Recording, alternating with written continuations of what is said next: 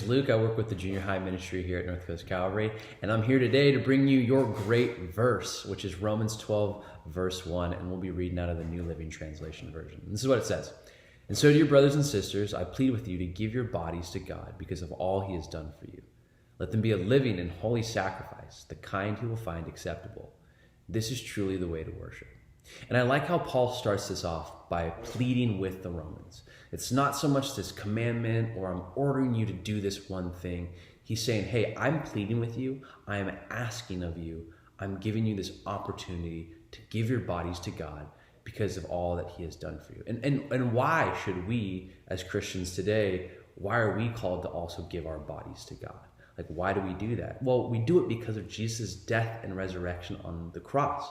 Paul also wrote in 1 Corinthians 6, 19 through 20, when he talks to the church of Corinth, telling them, hey, your body, it doesn't actually belong to you because you were actually bought at a very high price, referring to Jesus' death and resurrection on the cross. And so because of that, because of the cost that we were bought at, we have this opportunity to honor God with the thing that we're loaning out right now, that this vessel that I get to inhabit for this time on earth, I have an opportunity to give it over to God and say, hey, you've given me this life. Now I'm going to honor you with the body that I have. And then he continues on and saying, hey, let them be a living and holy sacrifice. This is the act of dying to oneself. So choosing the ways of God and not my own. Just because I have the opportunity and I have the freedom to do whatever I want, it doesn't mean that I should do everything because it's not always what's best for me.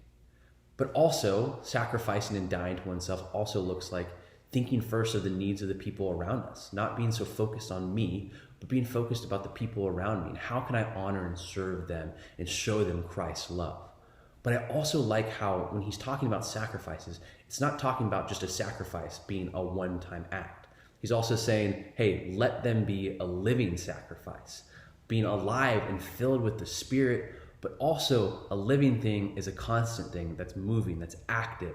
So that this act of dying to yourself, this act of sacrificing your body for God isn't just a one and done act, it's a constant. It's a whole part of our life as Christians, is this is a choice that we're making day in and day out as being a living embodiment of Christ's love to those around us. And so it isn't just this one and done kind of thing, but also that it's the kind of sacrifice that God finds to be honorable and acceptable.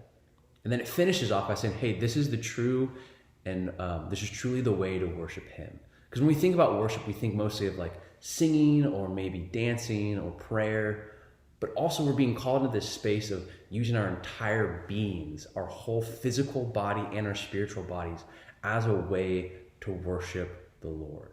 And so friends, my encouragement for you today is to go out and worship God with your bodies, choosing his way rather than my way. Even if I don't even feel like it or I want to do something Luke's way, recognizing that we are called daily to sacrifice ourselves, to die to ourselves, but to live on for God. Have a great day, guys.